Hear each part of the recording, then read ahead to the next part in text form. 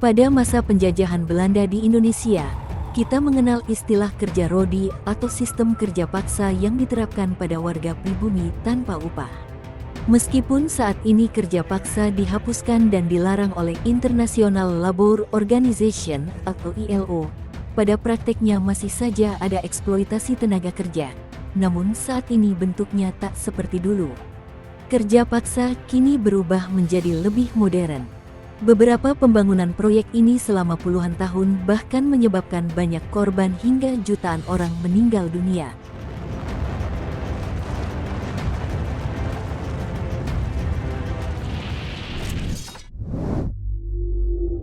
Dibangun pada 1970 di Mesir, Bendungan Aswan dibangun sebagai bendungan tanggul di Sungai Nil.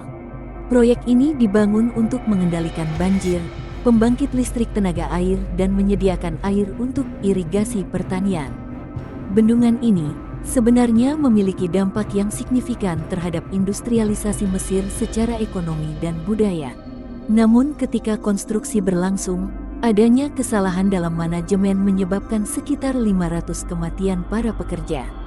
Korban kematian para pekerja ini disebabkan terutama karena kurangnya protokol keamanan yang kurang cerdas dalam proyek-proyek konstruksi modern saat itu. Sehingga kondisi keselamatan dalam proyek ini sangat buruk hingga akhirnya banyak pekerja yang meninggal.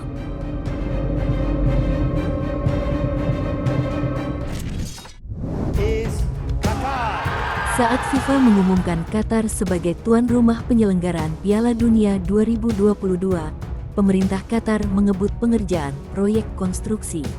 Namun di balik megahnya proyek konstruksi yang menghabiskan sekitar 123 miliar pound sterling ini, menyimpan kisah miris mengenai para pekerja. Pembangunan konstruksi ini memakan tumbal lebih dari 500 orang pekerja. Terdapat imigran asal India tewas dalam pembangunan stadion ini. Bahkan dalam 2 tahun terakhir, tercatat jumlah korban tewas mencapai angka lebih dari 700 nyawa. Dalam dokumen tercatat, 233 imigran yang meninggal pada 2010, 239 imigran pada 2011 dan 237 imigran pada 2013. Diperkirakan total 1,2 juta pekerja imigran dari India, Pakistan, Nepal, Sri Lanka, Filipina, dan Mesir dikerahkan untuk menyelesaikan proyek mega konstruksi ini.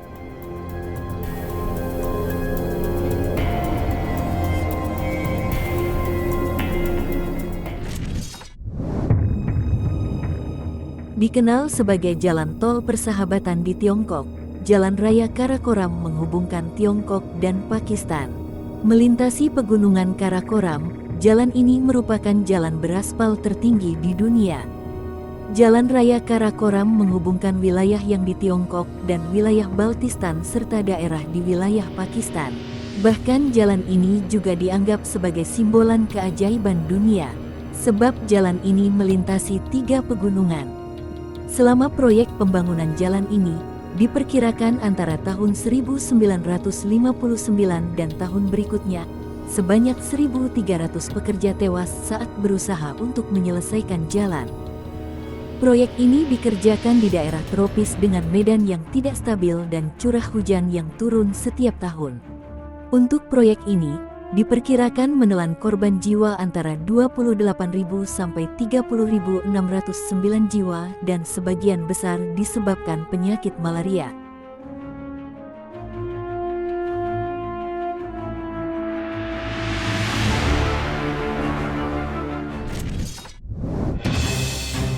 Rel kereta Burma menjadi saksi kekejaman tentara Jepang di perbatasan Myanmar dahulu kala. Diperkirakan dalam proyek tersebut, 106.000 nyawa melayang kala itu. Jalur kereta menyimpan kisah pilu pada masa kekejaman Jepang di Myanmar pada 1942. Jalur kereta ini memiliki panjang sekitar 420 km dan menghubungkan antara Thailand dan Myanmar. Jalur kereta ini dahulu digunakan sebagai jalur transportasi Jepang yang berperang melawan pasukan Inggris dan sekutunya.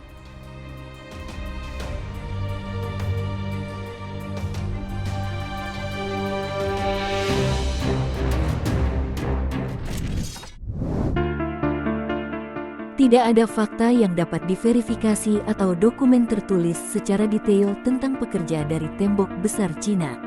Dibutuhkan rentang waktu lebih dari 2000 tahun untuk menyelesaikan mega proyek ini. Di bawah pengawasan prajurit kerajaan, tidak ada keraguan bahwa dinasti pada masa itu menerapkan kerja paksa untuk membangun tembok besar Cina. Sehingga para budak dan tawanan perang dipaksa untuk menyelesaikan proyek ini. Sejarawan memperkirakan bahwa sekitar 2-3 juta orang meninggal selama proses konstruksi. Meskipun tidak ada literatur untuk membuktikan perkiraan ini, hal ini menjadi pembenaran sejarah kita.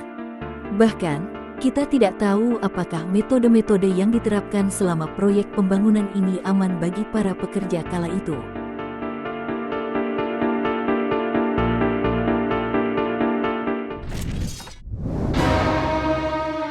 Adanya proyek ini merupakan gerbang kematian bagi ratusan ribu orang. Proyek ini dimulai secara diam-diam pada tahun 1939 di mana proyek tersebut menghasilkan pemadam pertama di muka bumi. Dalam proyek tersebut dipimpin oleh seorang fisikawan Amerika bernama Julius Robert Oppenheimer.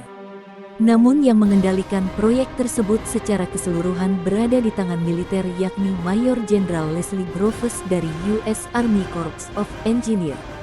Bom atom tersebut kemudian sempat diuji coba di Jepang. Bom tersebut diledakkan pada tanggal 6 Agustus di Hiroshima dan Nagasaki. Dampaknya mampu menghasilkan sebuah awan cendawan atau jamur yang menyebar 12.000 meter serta memiliki kekuatan setara dengan 15.000 TNT yang banyak membunuh ribuan nyawa di sana.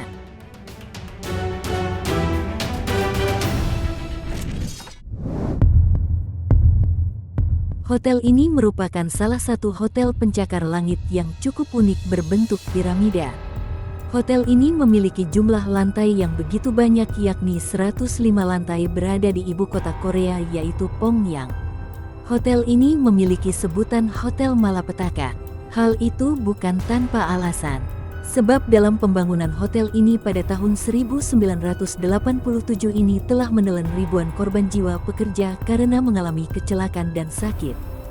Selain itu, terus timbulnya korban akibat ambisi penguasa yang ingin menyelesaikan mega proyek itu. Pembangunan hotel tersebut berhenti karena krisis keuangan yang menimpa Korea Utara pasca bubarnya Uni Soviet. Hotel ini sendiri baru dioperasikan pada tahun 2013 lalu setelah melalui pembangunan yang cukup panjang dan nyaris menyentuh rentan waktu 30 tahun.